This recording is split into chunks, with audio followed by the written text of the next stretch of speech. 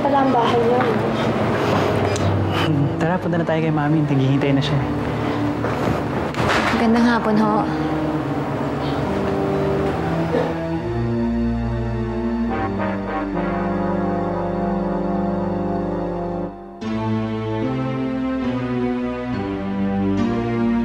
Sino ka? Inihintay ko lang ho si Mr. Fuentabella. Ganun ba? Hello! Hi, Ma. Hi! You must be Clarissa. I'm Mark. Hi, Ma. Hi! I've heard so much about you. Hello. Hi. Sino ka naman? Teka nga muna. Hindi ba ikaw yung aanga-angang katulong ni Tony Madrigal? Yung nagtapo ng wine sa akin? Ano siya pala yun? Eh, ano namang ginagawa mo dito? Inihintay ko lang po yung mga dokumentong pinipirmahan ni Mr. Fuentabella. Pwes, dun ka sa labas. Pang-bisita lang tong salang to. Sige na. Sige na. Mark, Clarissa, nagpahanda ako ng merienda kay Manang. Halika. Let's go. Come here. Let's go.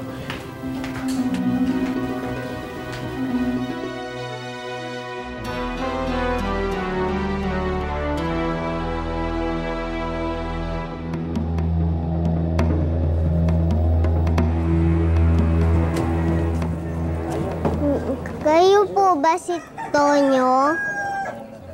Ano? Kayo po ba si Tonyo? Ano naman sa'yo? May padala po si Berto. Ano ka ba? Kung basta-basta ilalabas yan dito. Gusto mo mahuli?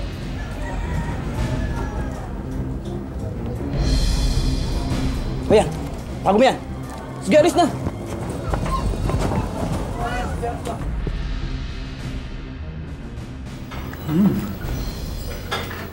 Sarap talaga ng melon balls, oh. Lalo na pag summer. Ba't di ka kumakain, babes? Kasi si Yaya nagluto bago ako umalis. Clarissa, sabi ni Mark na sa States daw ang parents mo. Saan ba sila? West Coast or East Coast? Paiba-iba po kasi marami silang business doon. Nag-iisang anak ka rin katulad ni Mark. Opo, mahirap nga ako minsan kasi masyado na akong pinag-iingatan. Kahit na po ng lamok ayaw nila.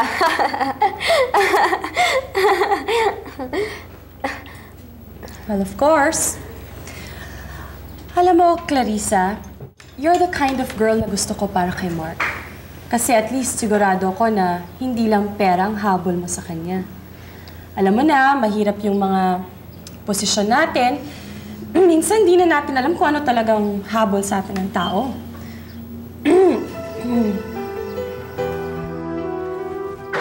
Well, I really have to go. May appointment pa kasi ako Nice meeting you. Can I have a word with you, Mark? Okay. Bye. Ayan, babes.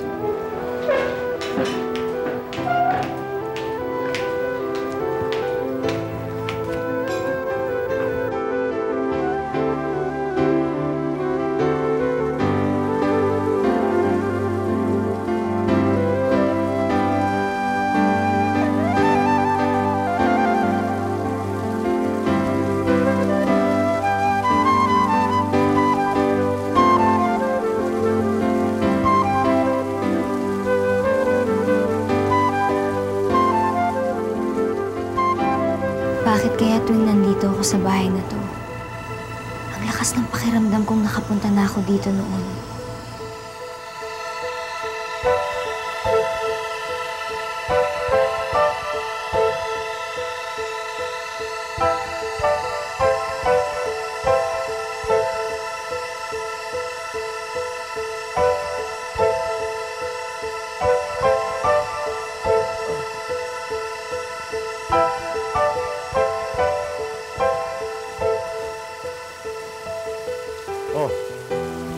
Dito ka lang pala.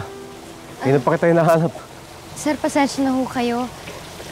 Nagandahan ho kasi ako dito sa garden nyo, kaya ho ako nagpunta rito. Talaga?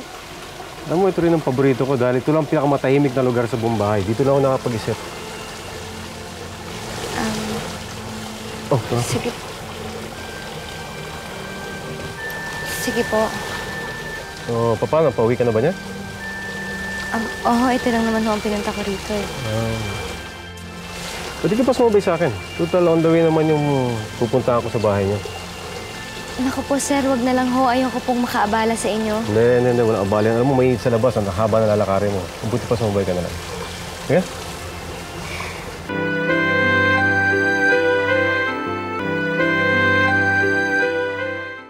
Oh, Mark, I've done my part, ha? But I really have to go kasi may appointment pa ako sa hairdresser ko. At saka, paalisin mo na yung babae niya, no? Baka masyadong masanay dito sa bahay natin. Sure, ma. Mission accomplished naman eh. Akala niya, talagang seryoso ako sa kanya.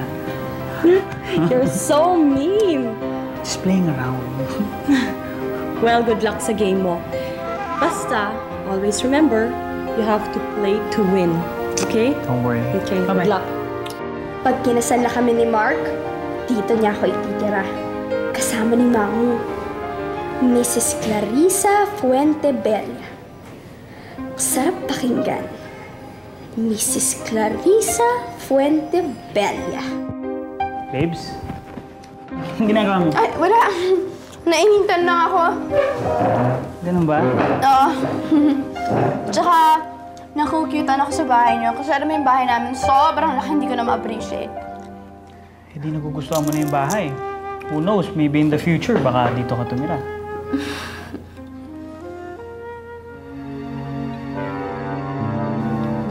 Sir, nakakaya naman po sa inyo. Hindi niyo na ho ako dapat pang inihatid. Ay, wala ka naman. Umitindihin yan. Sige ho, mauna na ho ako. Siguradong hinahanap na ako ng nanay ko. Nanay mo? Bakit dyan di ba nakatira kito ni nanay mo? Oo, si Aling Miding ho. Siya ho ang nanay ko. Katunayan nga ho, dito na ho ako lumaki. Bakit niyo ho naitanong? Wala. Naisip ko lang kasi, unang pala kita makita. Parang pamilyar yung mukha mo. Hindi ko lang maisip kung saan tayo unang nakita. Sige. Sige po, ingat po. Okay. Pakibigyan mo lang kita. ulit. Sige. Ang tatanga ninyo! Ano ba yan? Natuloy nga mga dancers kayo, ang titigas sa mga katawan ninyo. Ano kayo, lalaki? Sige, sumayo ka at pagbutihan nyo. Ikaw naka-blue, itakin mo yung puson mo. Ano ka ba? Sumayo! Sumayo kayo dyan. Ang hirap-hirap kumika ng pera, ganyan kayo. Ano ba yan? Blood pressure ko? Tubig ka nga dyan, baby. High blood ah. Finky. Naku, parang alam ko na kung naitatanong mo sa akin. Nasaan nga ba siya? Tsaka ba't parang hindi mo siya kasama? Jepoy, akin na Mark si Clarissa, okay? Ando dun siya, pakikilala doon siya sa mga magulang niya. Pero alam mo, atin lang to ha. Mas gusto naman kita doon sa mayaman na sungot na yun. Mas gwapo ka. Salamat ah. Alam mo, Finky, talagang tunay kang kaibigan. Pero huwag kang mag-aalala sa akin. Masaya naman ako, basta alam ko masaya siya. Oo naman. O ano? Club to, kailangan sumayaw kayo, sayaw! Tubig pa. Tubig lang yan. Kairita eh. Ano ba naiirit ko naman ang mga tuod? Akin yan. Kung pakila naman yan. Luto ko na lang kita mamaya. Ay, ano ba binubulong-bulong mo dyan? Wala, kinukumusta ko lang yung pasok niya. Ano ko tita, walang mangyayari ng kapapasok-pasok yung batang yan. Kasi sinabi ko kasi pagtrabahuin mo na yun, sayang ang pera. Gusto mo ng kape? Pwede ko pang ihabol yung kape. Hindi nga, hindi na kailangan yan. Ayun kasi, tingnan ang batang yan yung pinagtatrabaho mo. Sana marami kang may papakain sa akin. Yung tik na bahay ito, wala kang di ko man lang mabusog.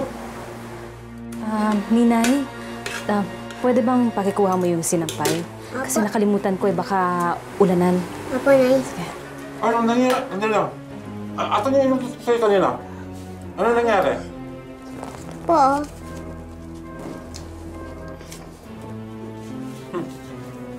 Baka kulang to ah. Oh, tama ito. Hanapin ako ng mga grupo ko. Tumulungan mo na ako sa tropa ko. Bubulis lang ako sa inyo. Sabi mo ito pagkain ko ha, babalik ako.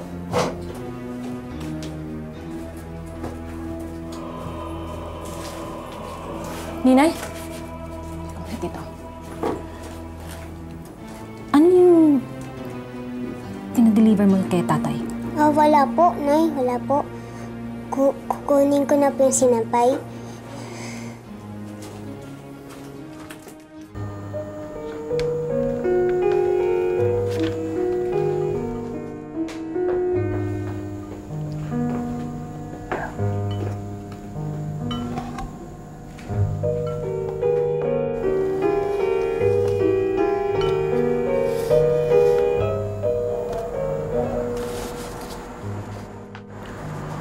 Para sa'yo. Para sa akin.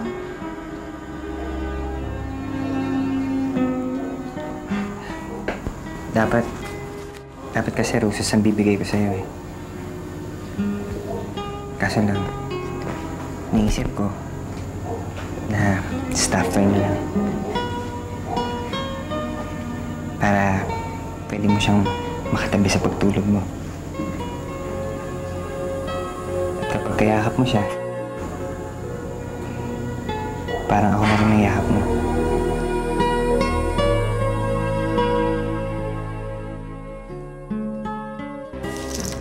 Gina, pinatawag mo daw ako. Masaya yung likod ko. Sakit eh. Pero simulan mo muna sa legs. Yaya. Basahin na.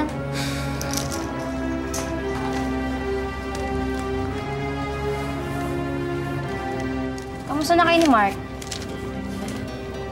Mukhang nagkakaigihan kayo ah. Aba, hindi ka umaangal sa mga inuutos ko sa'yo. Ganun ba talaga siya kahalaga? Mahal ako ni Mark. At ayokong magbagong pagtingin niya sa akin. Hindi ba may usapan tayo, Gina? Lahat ng ipapagawa mo sa akin, gagawin ko. Pero hindi ka magsasalita ng kahit ano tungkol sa akin kay Mark.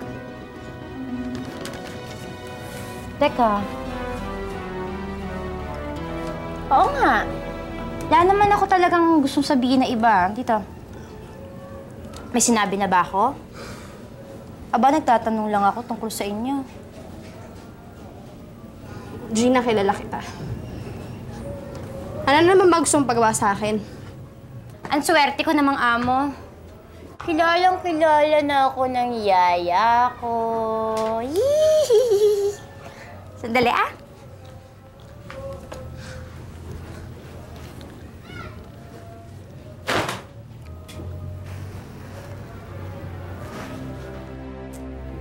Oh, mas maganda kaya to. Dali. Ah, ito, bungacious. Diba? Maganda ba? Anong gusto mo dito? Hindi ako nagsusot ng ganyan, Gina. Aba, kailan ka pa nagkaroon ng karapatang umangal sa gusto kong iutos sa'yo? Isusuot mo yan. Mahal na prinsesa, kung hindi pasado sa taste mo yan, pues pag-aralan mo. Dahil mula ngayon, yan na ang isusuot mo. Bakit? Anong ibig mong sabihin? Sabihin na lang natin na promotion. Kasi mula ngayon, hindi ka na waitress eh. Isa ka na dancer. Kulang man sa atin ng iyong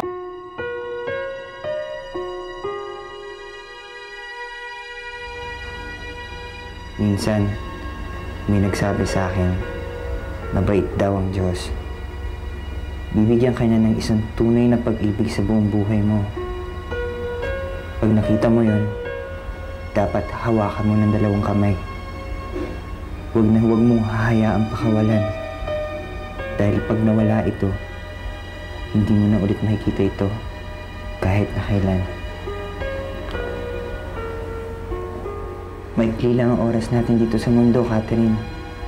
Kaya ayokong masayang ang bawat oras, ang bawat minuto na hindi kita kasama. Araw-araw, nagpapasalamat ako sa Diyos dahil nakilala kita. I love you, Charles. Hindi ka nakakatawa. Alam mo, hindi ko pwede gawin yan. Alam mo, nangako ako kay Mako Moon, hindi pwede maulit yung nangyari noon. Kahit ano yung paggawa mo sa akin, gagawin ko. Para lang yan. Ano naman pakialam ko kay Mamo? Wala akong pakialam, basta ang alam ko may usapan tayo, diba? Kailangan tuparin mo yun. Gina, hindi naman ako nasasaktan sa mga pinapagawa mo. Hindi ako, si Mamo ang nasasaktan. Si Mamo ang nasasaktan, hindi ako. Sumusobra ka na, ah! Ano ngayon? Ha? Pakialam ko. Pakialam ko. Ganon? Ha? Tignan na natin kung sino masusunod. Gina, gawin mo na paggawa mo sa akin lahat. Gagawin ko. Pwera lang yan. Sabihin mo, halikan ko yung paa mo, gagawin ko. Sabihin mo, lumhod ako sa harapan mo, gagawin ko. Lahat gagawin ko, pwera lang yan. Magalit ka na kung magalit. Pero hindi ko gagawin yan. Alika nga! Alika nga! Kanina ka pa eh! Sige na nga, umaras ka na. O, Miding, ito, mga lumang damit ko yan. Binibigay ko sa inyo. Baka mamaya naman sabihin ninyo na hindi ko kayo tinatrato dito ng maayos. Salamat po. Malaking tulong po ito sa amin. Sana nga.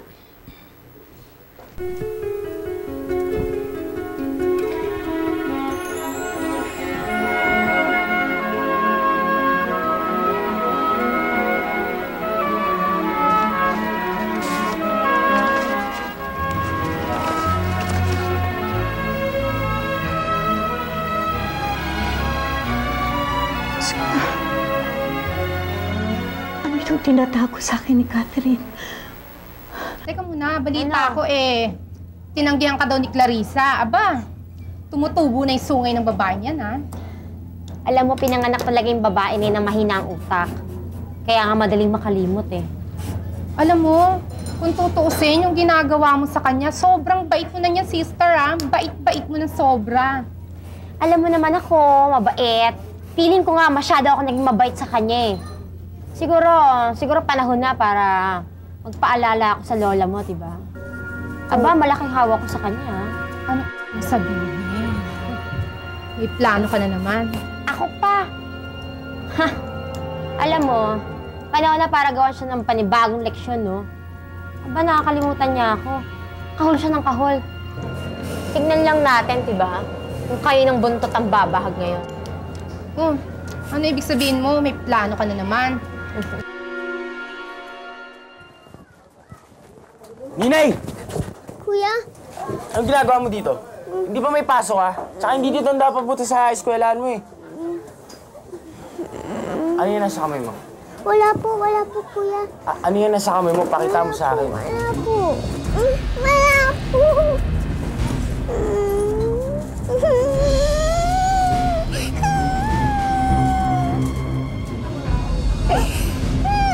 Saan galing yan? Ha?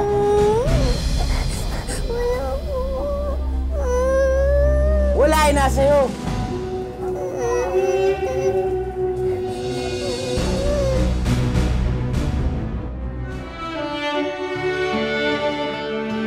Oh, di ba, babes? Anong sinabi ko sa'yo? Nagugustuhan ka ng mami ko. Alam mo kasi ikaw ay ibang-iba sa mga naging girlfriends ko, no? Kaya nga hulog na hulog ang loob ko sa'yo. Naku, talaga ha, mama. Hindi ko alam, may tinatago kang ibang girlfriend. Hindi ko naman alam kung anong ginagawa kang paggabi. Ako pa? Eh, ikaw nga itong nagpabago sa akin eh. Nagtatampo na nga yung mga barkada ko dahil di na ako gumigimik paggabi. Naging good boy na nga ako dahil sa'yo. Ganun na ako, babe. Let's go talaga. Mark, gusto ka na?